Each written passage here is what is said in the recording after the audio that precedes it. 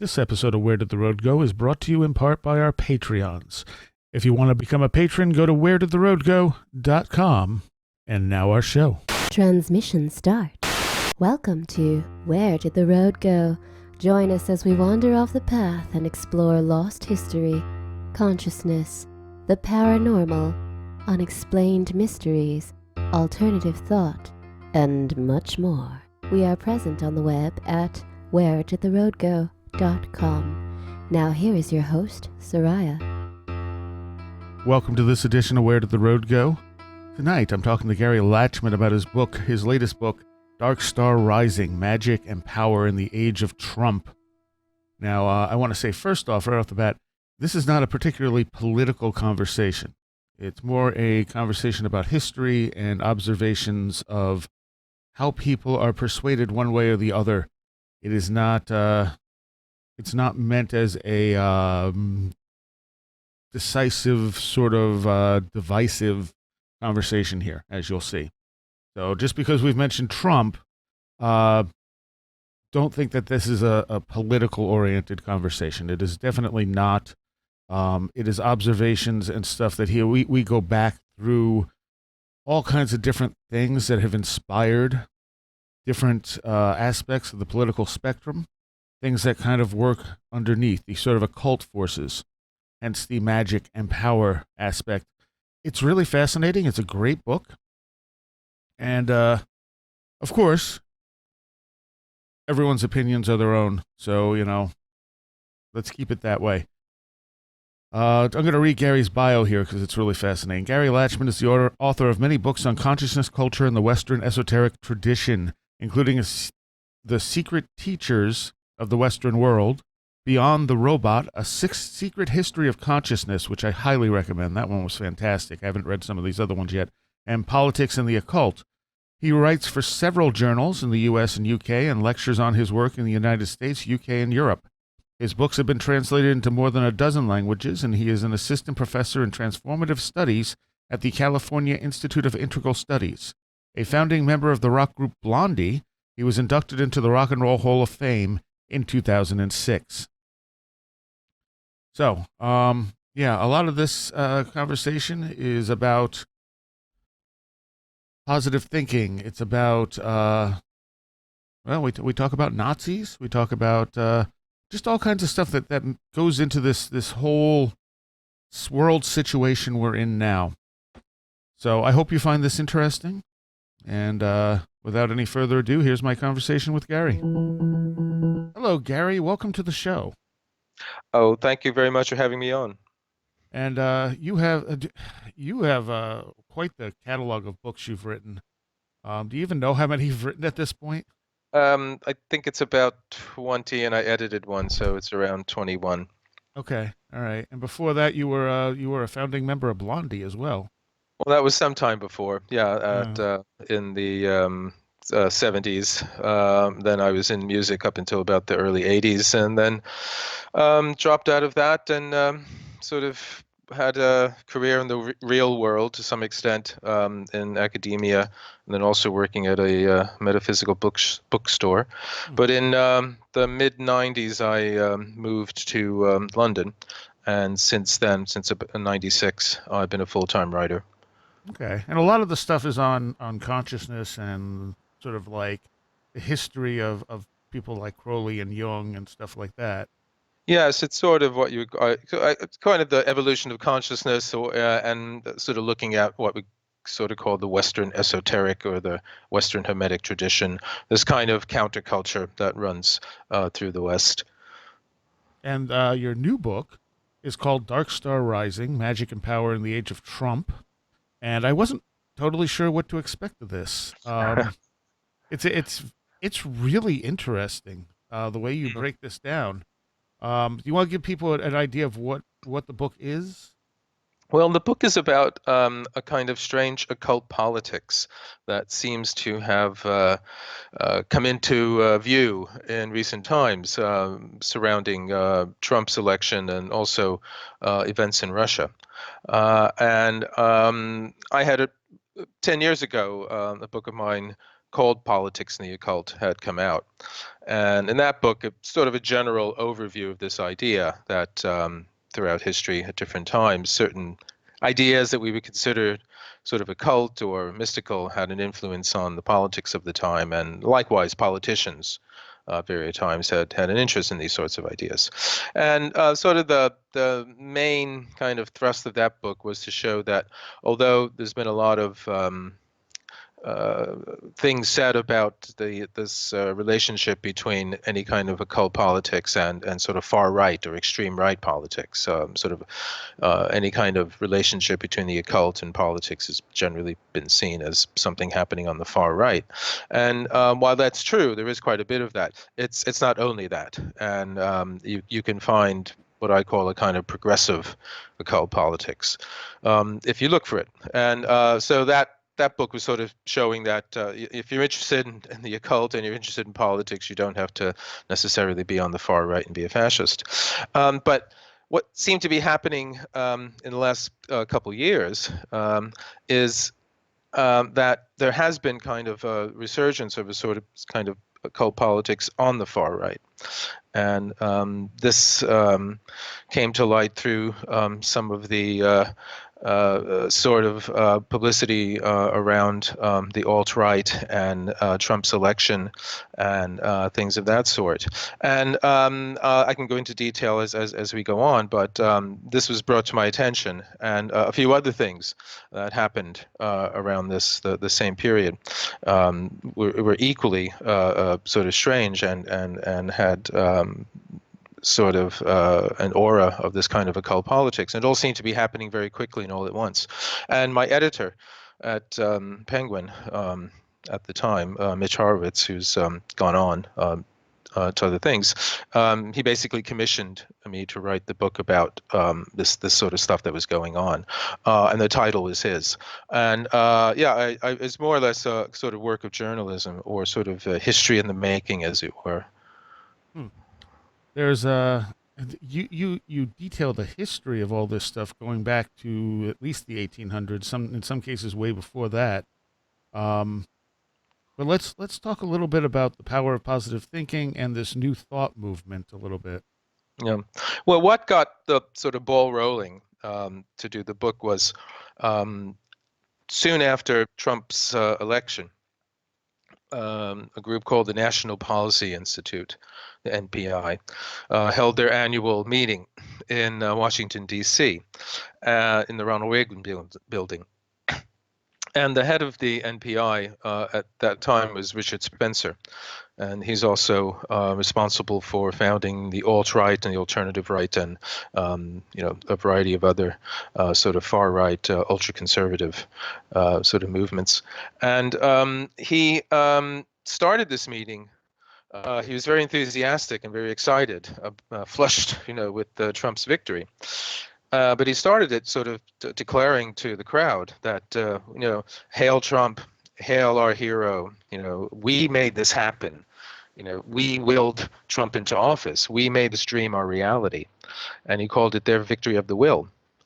And if that wasn't enough to get sort of people's attention, the response the crowd had was certainly picked up by all the news media, and many people in the crowd raised their arms in Nazi salute, or what Spencer later said was a Roman salute, and this was in all the news media. This wasn't anything just on some strange website. But amidst all the other sort of reports of this, there was one piece by a fellow named Harv Bishop, who writes about New Thought. He has a blog about New Thought. And New Thought is a sort of generic name for a variety of kind of philosophies based on the idea that thoughts create reality, that thoughts are causative. So mental science, or science of mind, or mind power.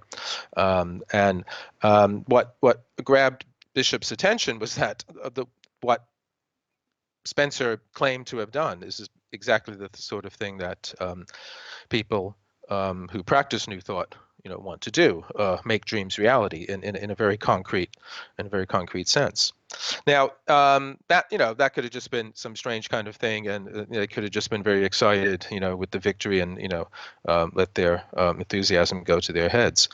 But an odd thing connected to this and the whole New Thought idea is that Trump himself sort of grew up in an atmosphere of a kind of New Thought philosophy. Trump is a devotee of the work of the Reverend Norman Vincent Peale, who wrote The Power of Positive Thinking in the 50s, and it was a big bestseller. And when Trump was a boy, he used to go with his family to Peale's sermons, which he gave at the Marble Collegiate Church on Fifth Avenue in New York. And then later in his adult years, Trump would go there as well, and he had two of his weddings took place there. And he absorbed this philosophy of positive thinking, which is all about winning. It's all about being positive, being affirmative, being forward driven, being very optimistic, not letting sort of things get in the way of you achieving your goals in all this. And this is something that we know is very much in Trump's character. And this is a philosophy that he's presented in his sort of self-help books like The Art of the Deal and other things like that. So not only so you have these kind of Trump fellow travelers somehow claiming that they didn't subsequently deny that this this is what Harvard Bishop had said, claiming that they had somehow willed Trump into office. Then you have a president who himself practices or at least adheres to a kind of philosophy, a view of the world that is very much part of that New Thought, world. And so things started to radiate out and get a bit stranger. And then in the early part of 2017, in February, after Trump had started his term, the New York Times ran an article about a speech that Steve Bannon had given to a select group of the Vatican in 2014. Now, at the time, Bannon was still part of Trump's team. He subsequently sort of lost his place. But at this time, he still had, Trump's ear. And in this speech, among other things, that Bannon usually talks about, and like the global Tea Party movement and fighting Islamic fascism, he name checks a fellow named Julius Evola. Now, Julius Evola was a 20th century Italian esoteric philosopher who also had very far right political leanings. He tried to ingratiate himself first with Mussolini and then with National Socialism. And he's sort of a hero of the alt-right. His philosophical ideas about society and politics are sort of the intellectual kind of anchor for Spencer's ideologies and things of that sort. But he also practiced a kind of magic that was very much along the same lines of this New Thought sort of thing and positive thinking kind of thing. The idea that through the mind, through the imagination, through visualization, and a willed intent, you can affect reality. And he actually tried to do this in the 1920s. He tried to have a kind of magical influence on Mussolini and his fascists. So with each step, things got stranger and stranger and stranger. And as I said earlier, eventually it sort of made its way to Russia and to other places and the internet and all sorts of strange things. Yeah. Yeah. And when you talk about the right, it always seems to be kind of influenced by the Christian sort of thing. So you don't normally associate magic with the right, to me anyway. Well, I mean, not. I mean, there's all different. I mean, the right is a large. It's a large thing. And yes, of course, you have the Christian fundamentalists who hate the idea of any kind of magic or anything like that, and it's Satanism and all that. But if you do look at people like Umberto Eco and others who write about the relationship between sort of occultism and politics, they generally say that occultism favors tradition, this notion of a kind of traditional view of society, and so on and so on, which is hierarchical and caste-like, and that's very much along sort of Christian ideas as well. So they have a certain kind of we can say kind of almost structural similarity, even though the details and some of the main ideas are very different. But yeah, I mean that's one side of it. I mean, I don't really go into the Christian fundamentalist side of it precisely because it isn't sort of a cult. I mean, Yeah. actually, at the end of my earlier book, Politics and the Occult, I do talk about the Christian fundamentalist at the time. This is 2008, and the idea that if there's going to be a rise of a kind of far right spiritual politics, let's say, if not a cult, it was going to come out of there. And I mean, they're still around too. I mean, they just don't show up in the book. Right. Right. Do you think that these people, I mean, using this sort of new thought, positive thinking type of stuff, associate what they're doing with the constructs of magic? Well, I think some people say they are. I mean, it's well, this is all taking place in the context of a world where the ideas of what's real and what isn't real and what's truth and what's false and what's reality and what's fantasy have become kind of almost interchangeable. Yeah. I mean, we entered the post-truth alternative fact world. So um, that's one of the themes of the book too, where that's the backdrop to something like the kind of magical stuff that we'll get onto when we sort of get onto meme magic and talking about the internet. But I mean, I think certainly people who are, well, there's certainly at least one individual who is active in Russia, a fellow named Alexander Dugin, who, in his own way, participates in a kind of new thought, mental science, wherein the mind can affect reality, which is sort of the essence of magic. He participates in that to some degree, at least by going by much of what he's written. And he's actually had some influence, I would say, and others have as well, in if not shaping, at least informing some of Putin's decisions in the last few years, especially in Ukraine and Crimea. And so he, believes in it to the extent that I think it's something that he feels, can have some kind of, active agency in the world, but it's also part of this other blend of a lot of other ideas and postmodern ideas about philosophy and truth and reality and so on. But certainly people like Julius Evola, who the alt-right looked to, and Steve Bannon, at least name checked, did believe in this sort of thing, and as I said, practice it and try to make things come about. Whether it works or not is another kind of thing. I mean, I don't really argue that, oh yes, this is true. I basically say, based on some experiences of my own, I don't feel compelled to categorically deny its possibility. And what's interesting to me is that it doesn't seem to be an isolated incident. I mean, so you have Spencer claiming to use some sort of magical or at least mental practices in order to affect the election, and this is something that you can see happening in other places as well. This is precisely what I've just said with this fellow Dugin. So that's what struck me as things started popping up at the same time. And it seemed to be, and again, it's no conspiracy. These people, they talk to each other, but they sort of just talk to each other in the way anyone talks to each other. They're not sort of part of a secret society or anything like that. Right. And again, that's something that struck me as strange too, where kinds of ideas that are generally on the fringe, on the margins, seem to have somehow got sucked into the middle. And it's almost as if there was a vacuum created by Trump, being elected. He somehow change the nature of things in some way, and ideas that were very strange and very far out on the fringe kind of came into the middle. We know he embraces quite a few sort of conspiracy theory ideas, chemtrails, and things of that sort. So it's the idea that several different shifts and changes happened sort of at the same time that led me to feel that this was a very strange time. And that sounds banal, but it does seem to that our ideas about reality have shifted. Right.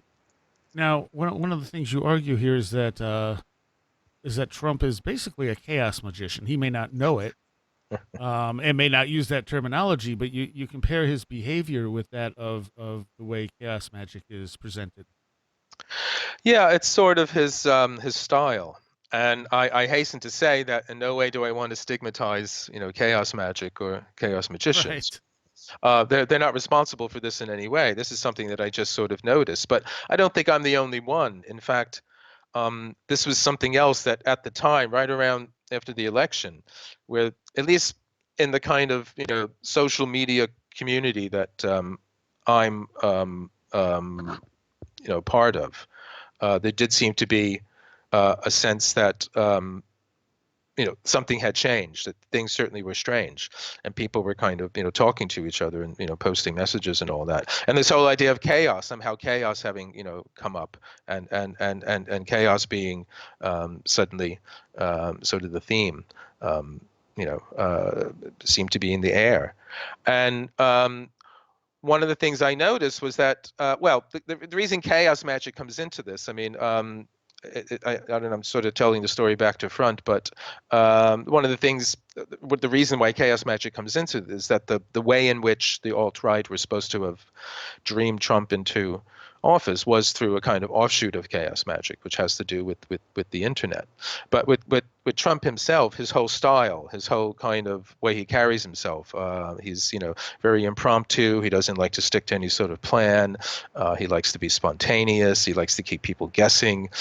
He changes plans all the time. The hiring and firing, and the enigmatic tweets and kind of gnomic messages where you're never quite sure exactly what he means, or he says outrageous things, and the whole kind of glamour, this kind of aura of sort of glamour and fantasy and power that he creates around him, which goes back to his time as wrestling promoter, and also his time as the apprentice. I mean, it's from the beginning of his career. I mean, this was something that he and sort of the Post, in New York, they kind of the scandal sheets, they kind of came to life at the same time. He was the perfect sort of material for this sort of thing, and he created this sort of legend about himself and all that. And so all of these things are sort of part of the kind of technique that or practices that chaos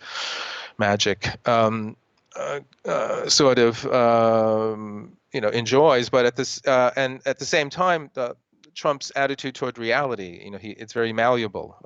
Reality is up for grabs. You create your own reality. This is something that comes out of the positive thinking background. I mean, one of the fundamental lessons he learned from Norman Vincent Peale was that facts don't matter. Your attitude toward facts matter. And again, this is something similar to chaos magic, where truth is something that you can adopt. There are different sorts of truths. There isn't, big truth with a capital T.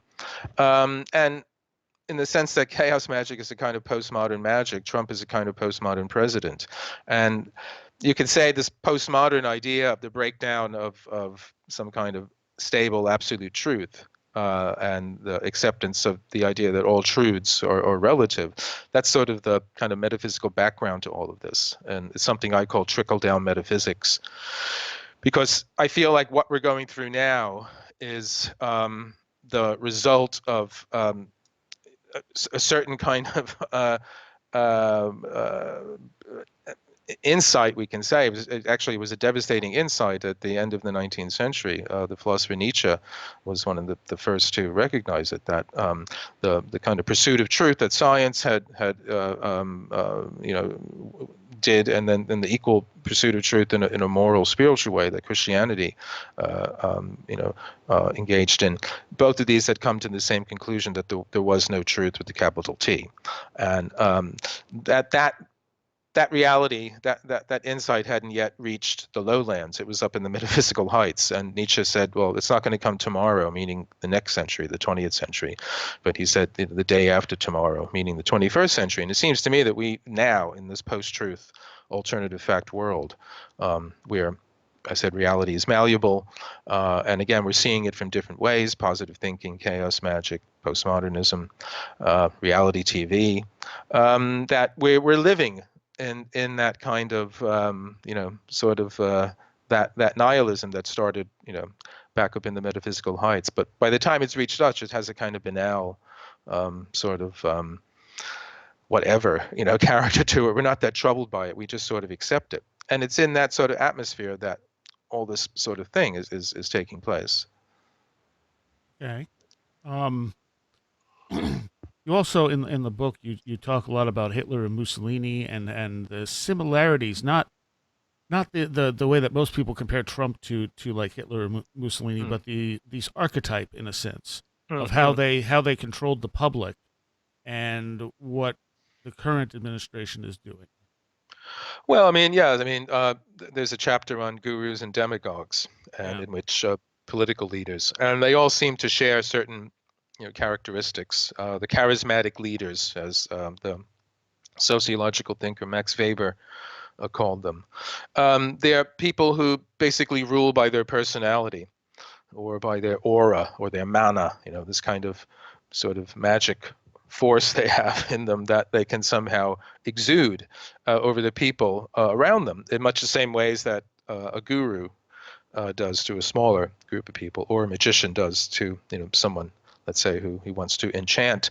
And what I basically point out in the book is some similarities between Hitler and Mussolini in that way, and how they were able to sort of reach into these mythic levels of human personality, and satisfy something that the more rational sort of political aims and purposes were unable to. And this was something that was recognized by George Orwell in the mid 30s, when he was writing about Hitler. And he says something along the lines of that the German people who voted him, they didn't want only, sort of higher wages and, better municipal services and trains that run on time. They wanted sort of sacrifice and tragedy and a kind of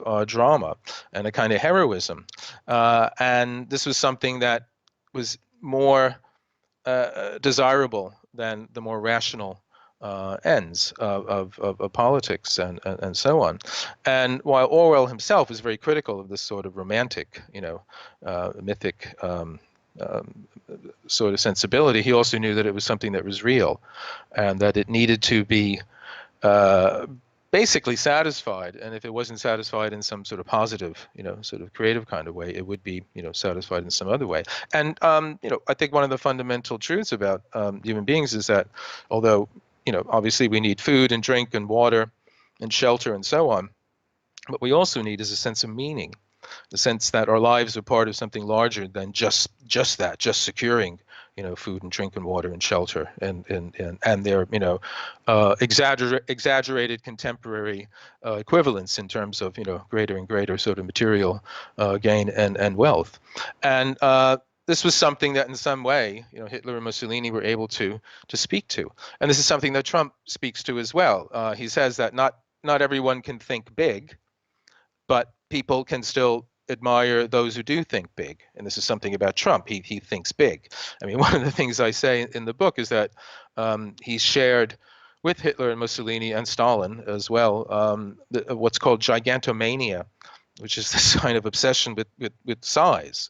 And if you know the sort of architectural plans that Hitler had drawn up for a Speer to create, there are these cyclopean sort of buildings of colossal size and monumental proportions, and many of the things that Stalin did build during his time are these huge blocks of things. And Trump himself, he had plans to build the largest building in the world. That didn't come to it, but he did the biggest casino. And one of the first things he did when he was in office is he dropped the mother of all bombs, right, which is the largest non-nuclear device in Afghanistan. So this is something that he shares with them. And there's a character trait that I borrow from the writer Colin Wilson, who's a British writer. And he's written a lot about crime, and he's written a lot about the history of violence. And he talks about a character called the right man. And it could be a woman as well, but this is someone who under no circumstance will ever admit to being wrong, and they will just avoid it in any way. And actually, if it comes to it, they will burst out into violent behavior, just in order to avoid any admission of defeat or mistake or anything like this. And this is something that Hitler, Mussolini, Stalin, and Trump too share in it. So there seem to be certain characteristics that he shares with these political charismatic leaders, but these are things that are also shared by these guru types. And so I look at it's a sort of interesting selection, I think, if I have to say so Yes. myself, Yeah. because I include people like Ayn Rand, who you wouldn't immediately think of as a guru because No. she was a hyper rationalist, but she's also one of the few people who Trump sort of admires and has said he read, and he felt an affinity with Howard Rourke, who's the character, the architect in The Fountainhead. But she's an example of a right woman, because one of the things that people quickly found, this group called the Collective that gathered around her, which is a very ironic name for a philosophy that focus on individualism and selfishness. She was always right, and you could never contradict her. And if you did, she burst into these enormous rages and sort of just incredible barrage of insults and things of that sort.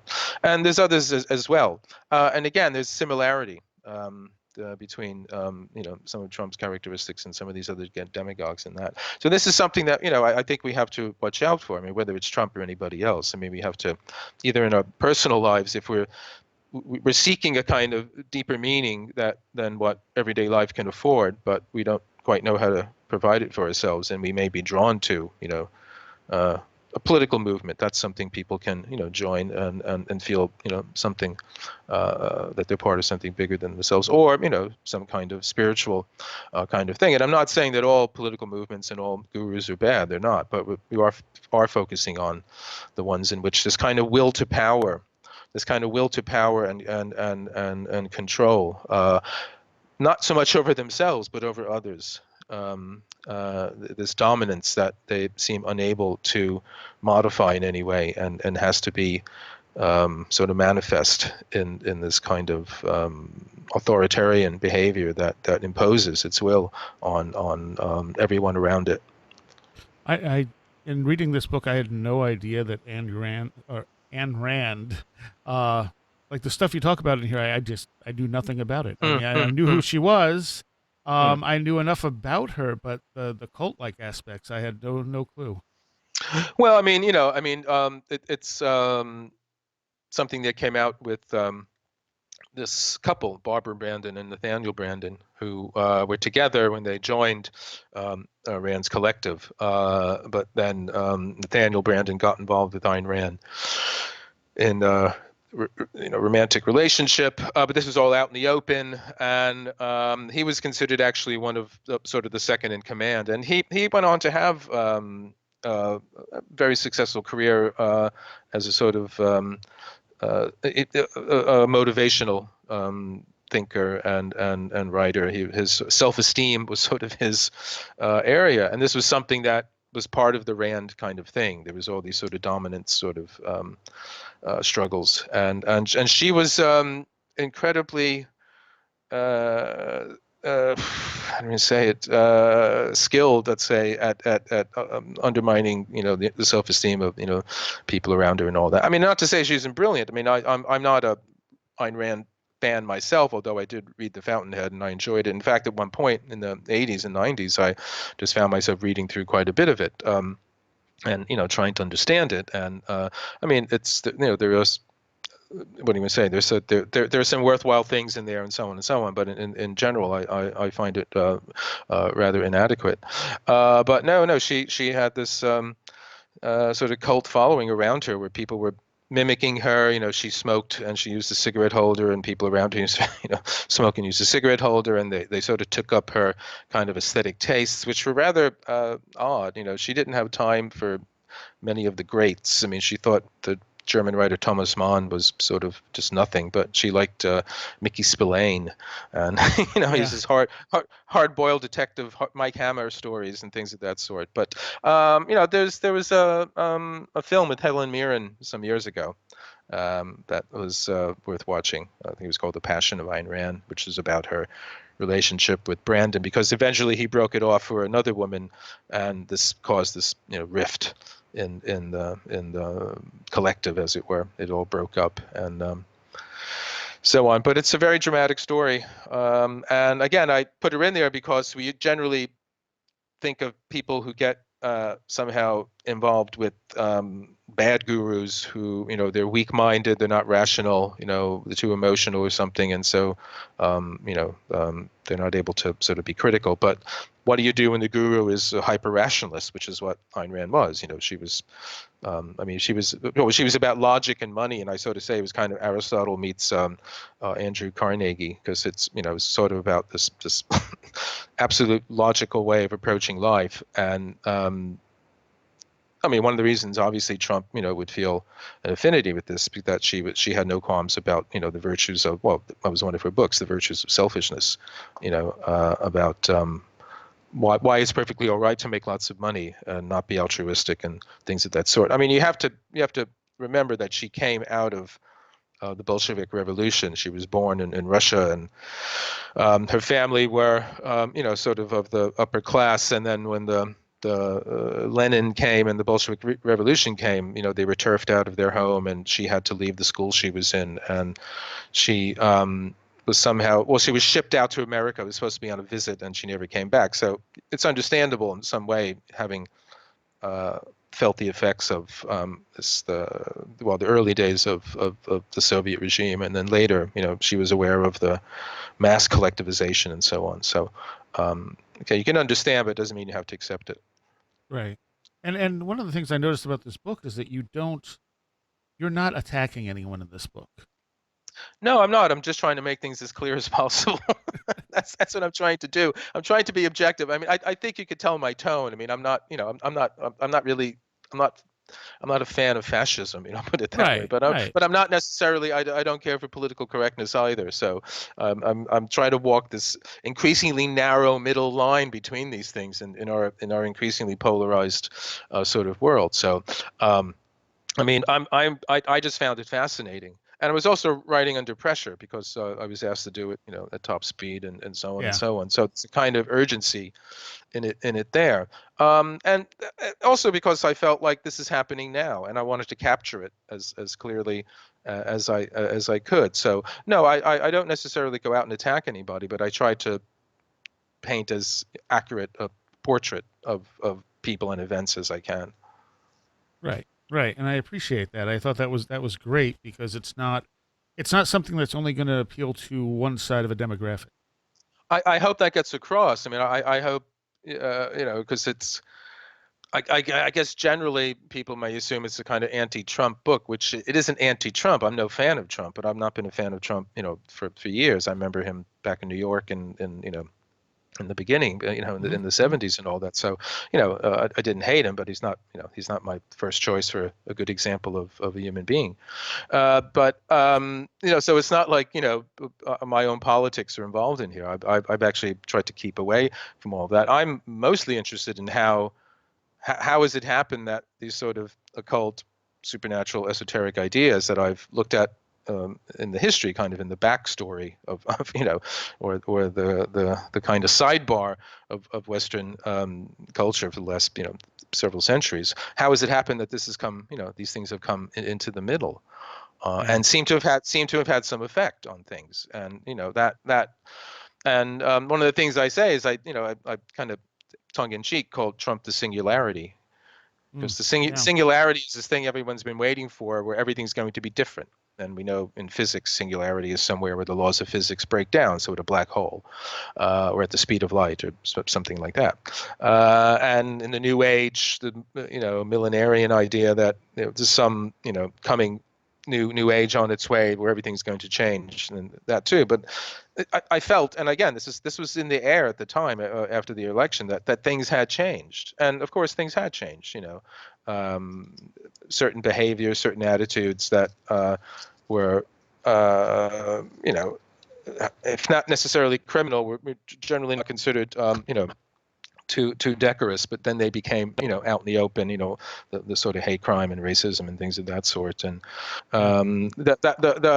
the things holding those back, sort of loosened up. I guess the Overton window opened, or whatever metaphor you want to use. And as I said, it felt like, okay, history is happening now.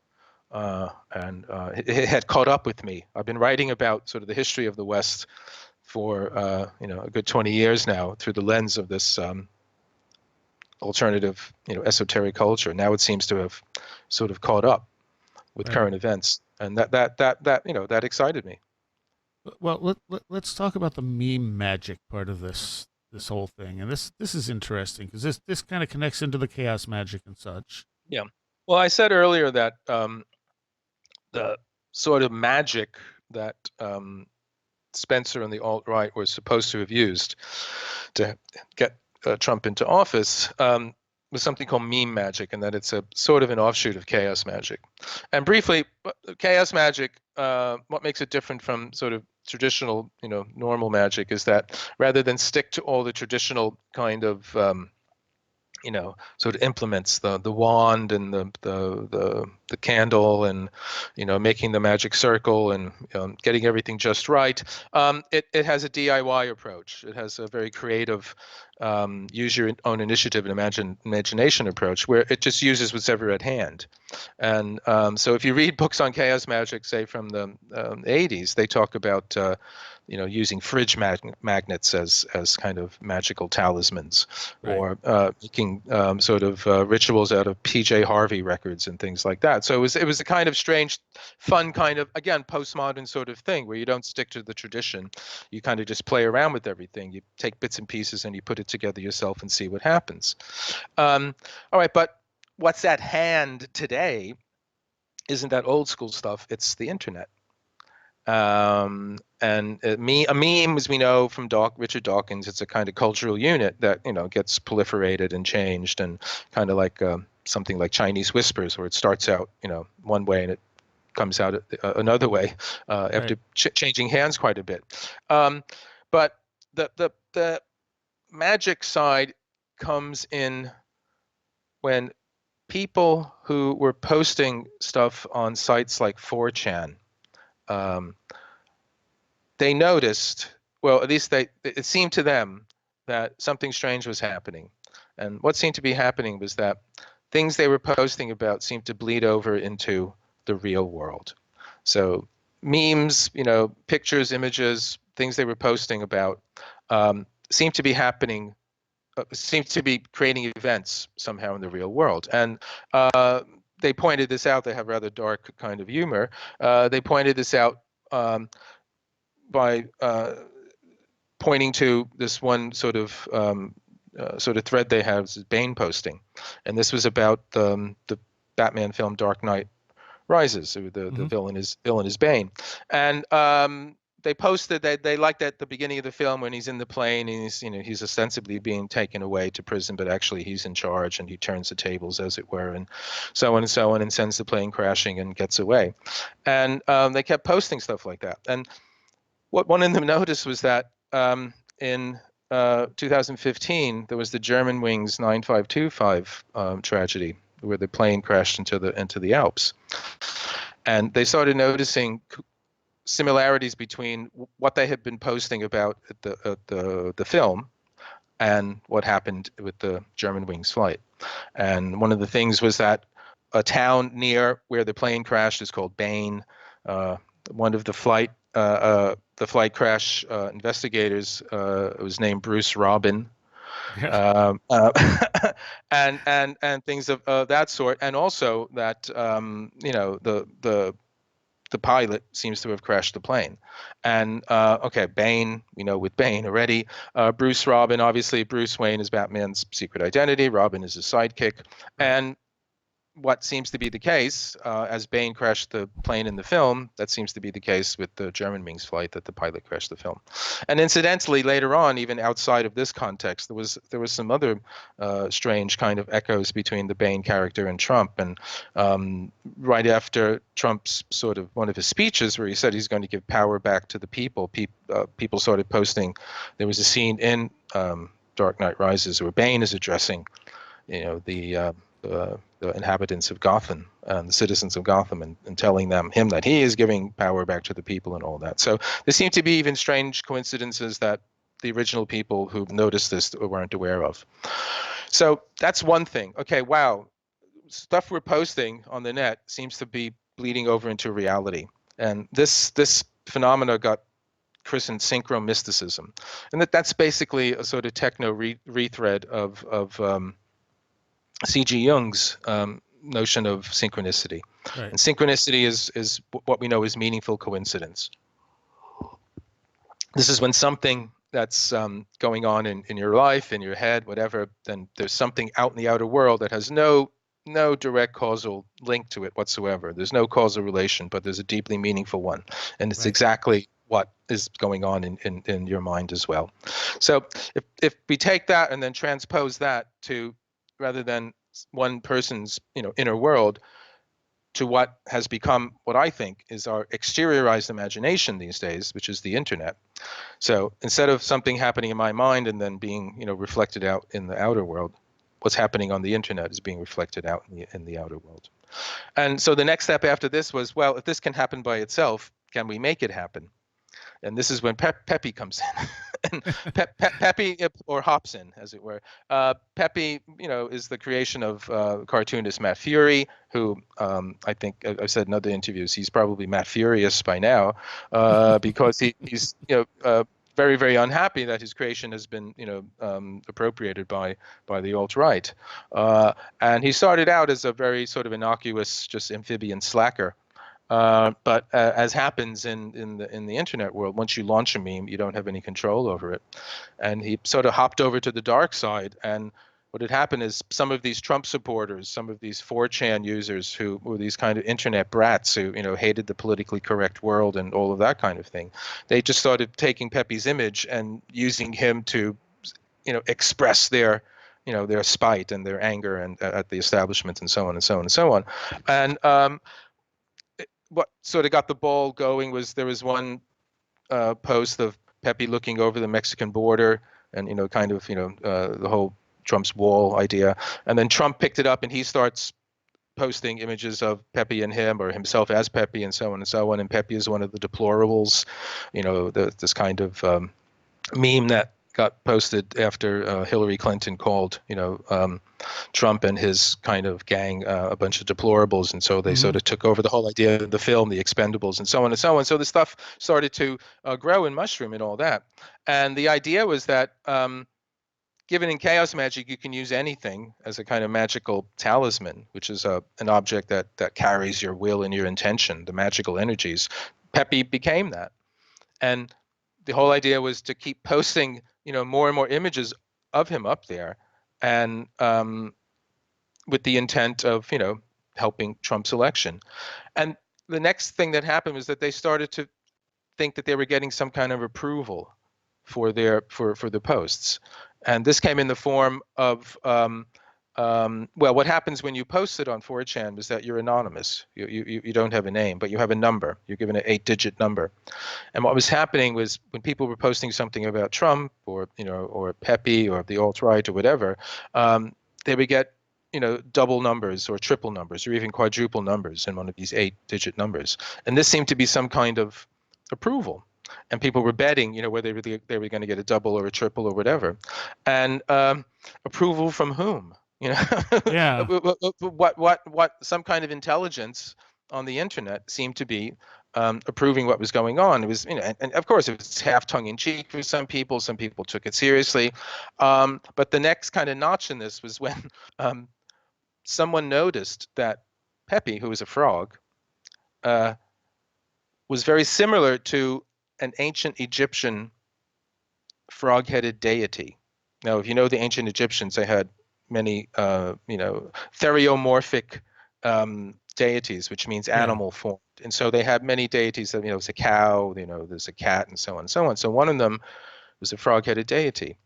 And his name was Keck. Now, Keck comes into this strange synchronistic puzzle because the same people who were posting on 4chan, they were all sort of devotees of the World of Warcraft game.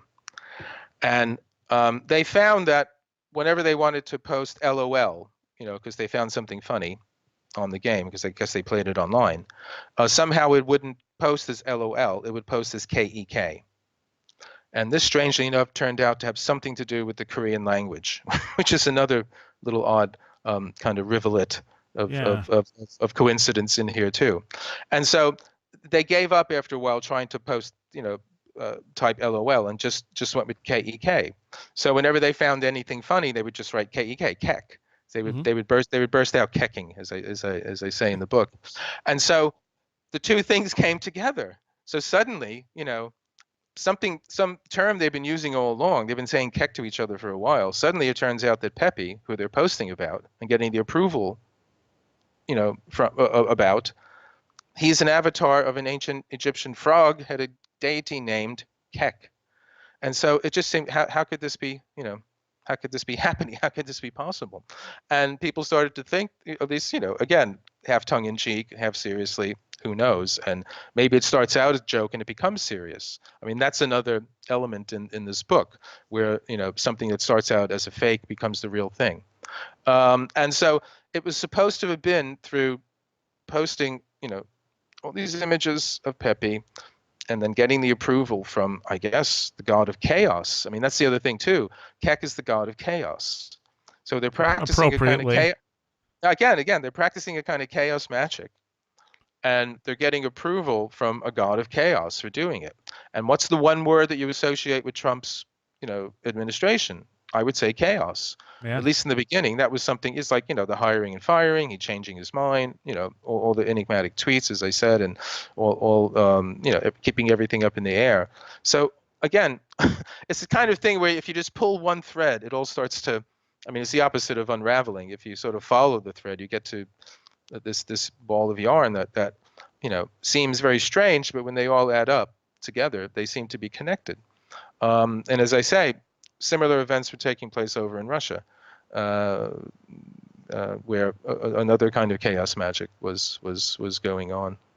Well, it seems like the Russian stuff though was a little more planned out. Like they were more focused on what was going on, whereas the stuff here in the U.S. was sort of, more chaotic. Well, it's been going on longer there in Russia, where it's something that more or less started up, let's say, with Trump or just before Trump's election. I forget exactly when the alt-right sort of came into being. It had been sort of, hovering around for a few years. I mean, Spencer had a career, in these areas leading up to his becoming sort of a celebrity for a while. But no, in Russia, it's been going on for quite some time. Almost, throughout the whole of Putin's, his reign, want to say, because he's been, there for such a long time now. And there's sort of two different phases, we can say. I mean, the first phase was this, not so much a cult, but very much along the lines of this kind of postmodern idea of creating one's own reality, which is based on fundamentally a kind of cynicism about the notion of truth and fact and all of that. And there was a fellow named Vladislav Surkov, who was known as a political technologist, which was the term they used for what we would call sort of a PR man or a kind of spin doctor. But one of the things that Putin did, the first things he did when he got into power, when he was elected, after he was sort of made prime minister, then he became president when Yeltsin stepped down, and then he was elected. He gained control of the state media, television and radio and everything else, and that was how most people in Russia got any kind of news, any kind of information, about what was going on anywhere. There was a sort of thin sort of segment of the population who have access to kind of internet outside of the kind of state-controlled area. Basically what he did was he sort of created this kind of electronic bread and circuses, where the idea was to keep people happy, and people, in the early days, he was, Putin worked in reforms and economic reforms and things of that sort, and the standard of living went up. He got into power, Russia was in free fall. The ruble collapsed in '98, and it had already gone through the whole chaos of the collapse of the Soviet Union, so on and so on. When he got into power, he sort of, the whole idea was him bringing stability, and Surkov's job was to create something that was known as managed democracy, and fundamentally that was to create a kind of society that had the appearance of democracy, but was actually, managed. It was actually, all kind of scripted. And one of the things he did was that he would sort of create sort of fake oppositional political parties, and then have them go through long debates and things of that kind of sort, in order to give sort of the appearance of a kind of real political debate going on. But again, everything was scripted, and in the end, it would have been the whatever result that was ordered from on down, from on high down, that would have happened. But he was a very interesting character. I mean, Surkov himself was, this hyper cynical postmodern character who wrote these sort of ultra postmodern novels, but then he denied that he actually wrote them. But there's one called there was one that Almost Zero that he almost certainly wrote. He wrote a foreword to it, but he almost certainly wrote it as well. But at the same time, he funded sort of ultra conservative religious groups who were burning the kind of books he was writing. Right. So he would fund a kind of very transgressive art show somewhere, and then he would fund a very conservative church group to go and picket, the art show and things of that sort. And everything was PR. I mean, he himself said to have any kind of real belief is a handicap in this world. You have to be a chameleon. You have to be able to move around. And he was able to do this through a variety of ways. There's a wonderful book by Peter Pomerantsev. I think it's called Everything is True, or Nothing is True and Everything is Possible, something along those lines.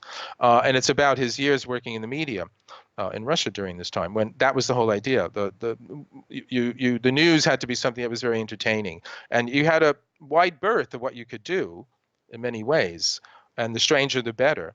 But in other ways, it was, absolutely constrained, because you couldn't say, the message couldn't be anything other than, the party message as it was. And this was when Putin's party, United Russia, was becoming, bigger and bigger and bigger and bigger, and so on. So that went on until about sort of 2013 or 14, until the sort of the Ukraine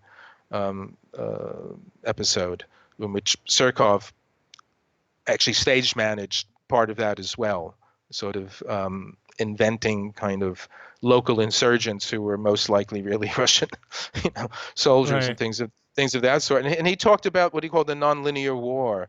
And he's one of the ones that's, sort of pioneered the kind of cyber warfare stuff that, we talk about today. And the whole idea that you could have you could have a military war, but then it could be a war of propaganda, but then a cyber war where you would be sending false information, much more easily today through the internet and things of that sort. So much of the sort of thing that, people are up in arms about, the possibility that, Russian intervention and all of that,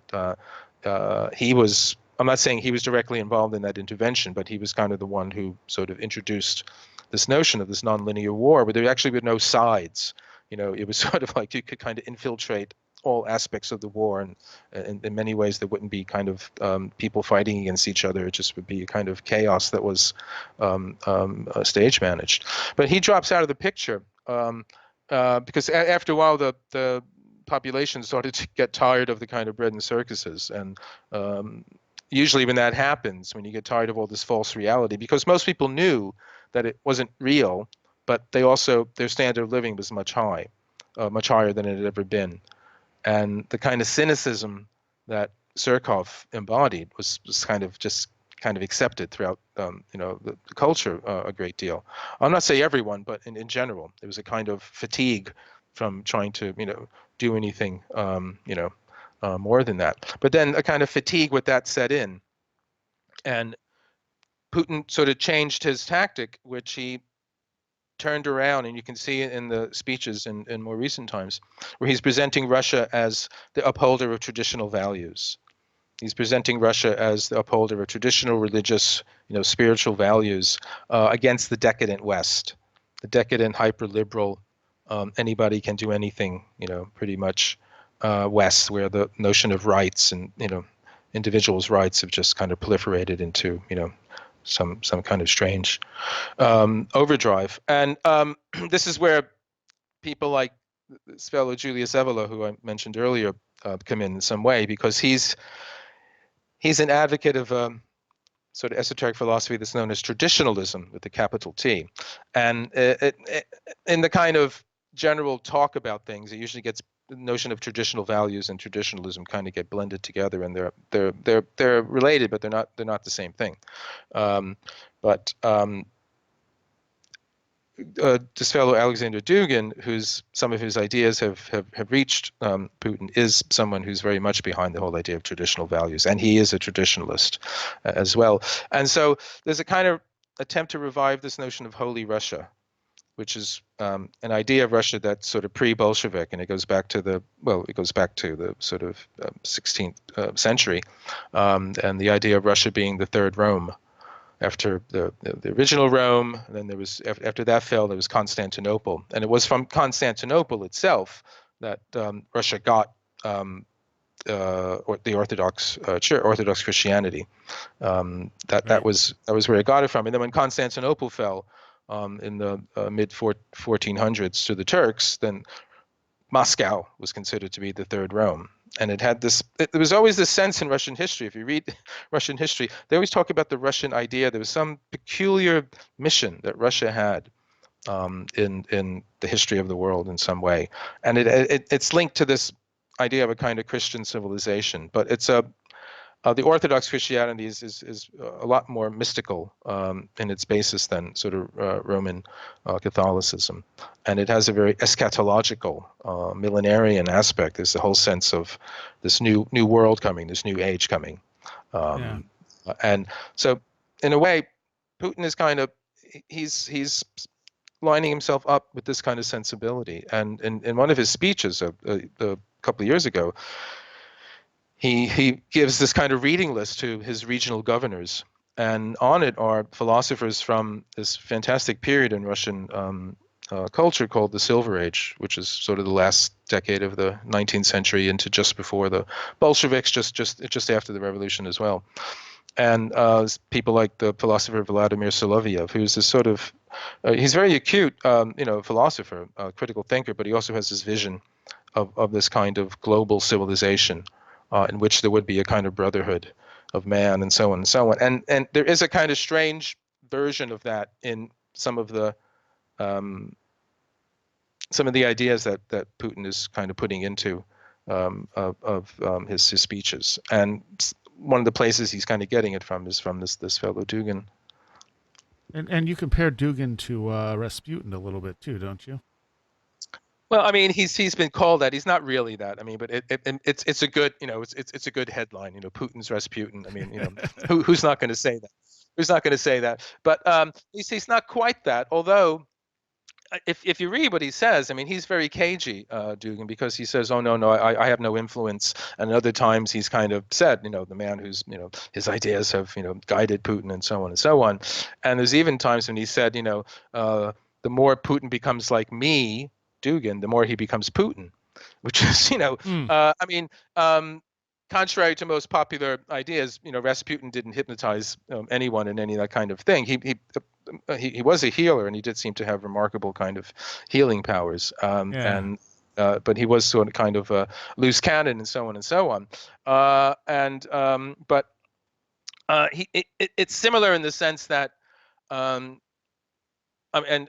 Dugin is much more of an intellectual. Rasputin wasn't an intellectual; he was sort of a holy man.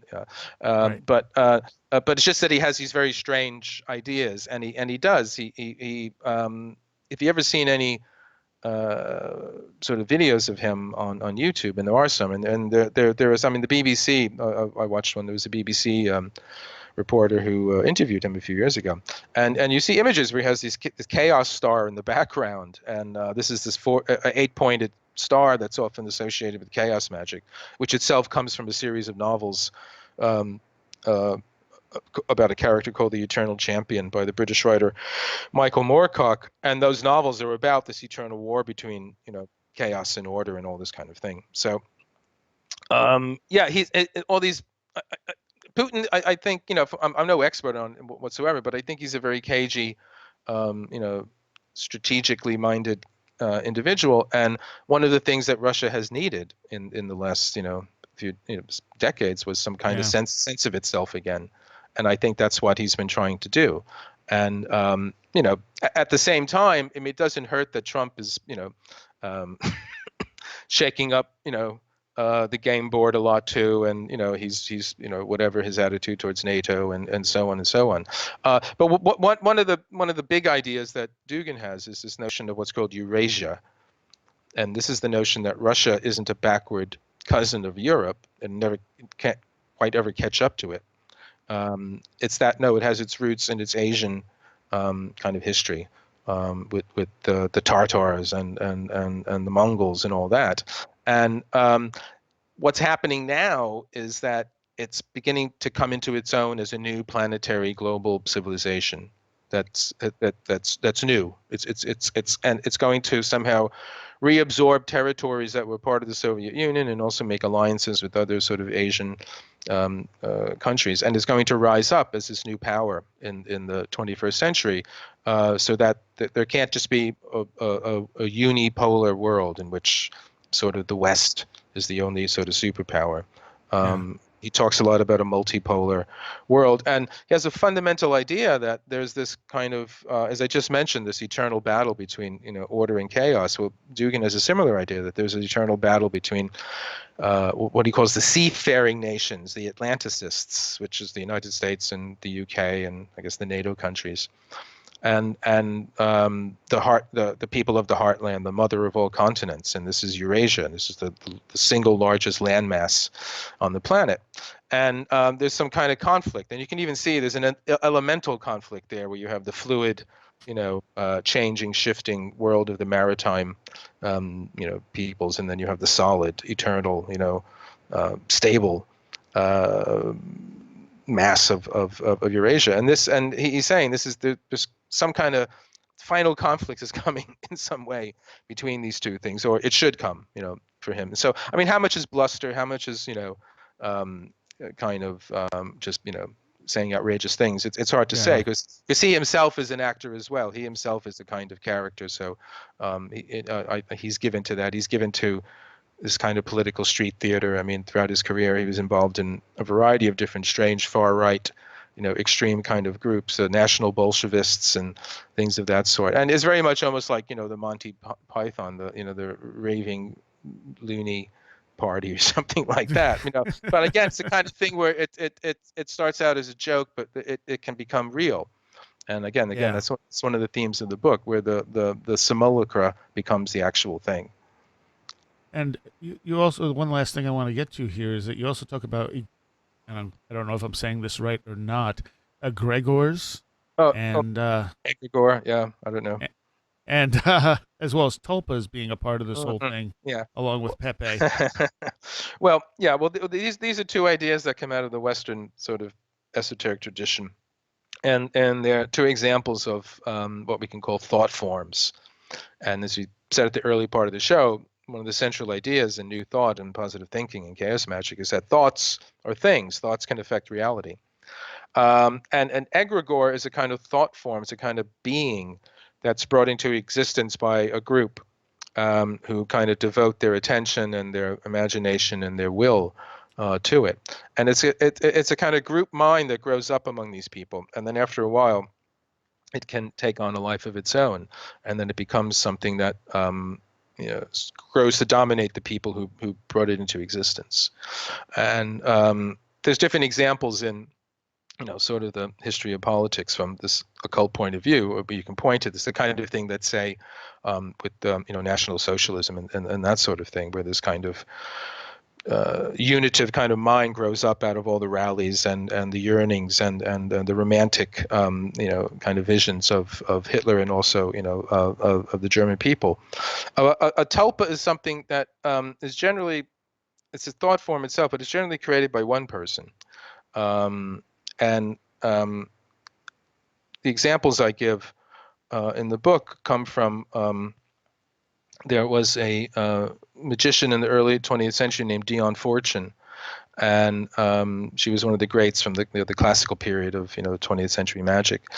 And she tells the story of how when she was practicing visualization, when she was practicing this kind of meditation in which you visualize things more and more vividly until they take on a kind of 3D reality outside of your imagination, that she had visualized the wolf. And then she did it so well that it came into being itself. And she visualized it going out the window, going out her room and all that. And long story short, other people had encountered the wolf as well, and she was told that she had to somehow absorb it, dissolve it, and bring it back in. And so she tells the story of how she did that. And the other woman I talk about is the French explorer Alexandre David Niel, who wrote a remarkable book called Magic and Mystery in Tibet. And she was one of the earliest women to go to Tibet, or European women to go there, to Lhasa. And she tells the story of how, while she was there, a monk taught her how to create a tulpa, how to create a thought form. And she made one of a monk. And this happened over time. And she said at some point, though, it took on a life of its own, like Dion Fortune's wolf did. And it was three-dimensional. Other people could see it.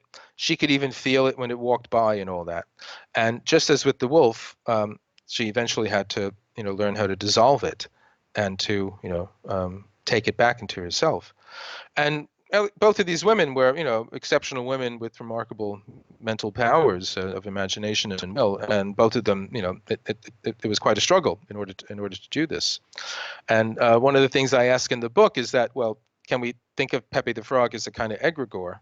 Is he kind of this kind of electronic midway, real, unreal kind of character who sort of took on a kind of life of his own and somehow drew upon energies from some other plane, who knows? Again, yeah. I'm asking. I don't know. I'm just asking the question. I'm not saying it is true, but I'm wondering. I keep an open mind to these kinds of things. But maybe more to the point, is Trump a tulpa?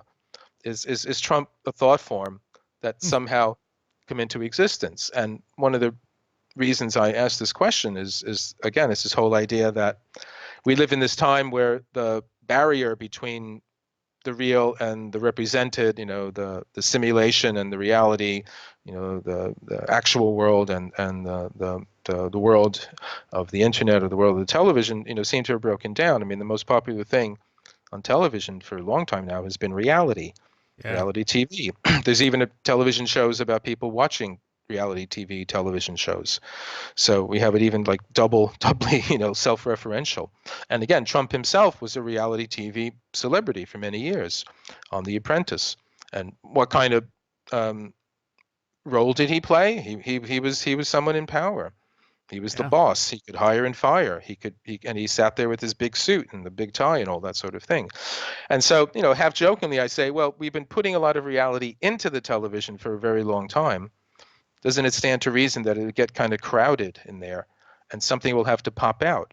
And isn't that like that horror film, The Ring, with the video where something comes out of the, the television screen? Well, I just wonder, has Trump popped out of the, reality TV world and now is occupying this, the same position that he had more or less when he was a reality TV celebrity. And one of the things I point to, and again, this is half tongue in cheek, but there was this is in a footnote. There was a book written in the 40s by a fellow named Siegfried Krakauer, who was a German sort of sociologist, and he was part of what was known as the Frankfurt School. He was also part of the New School for Social Research in New York.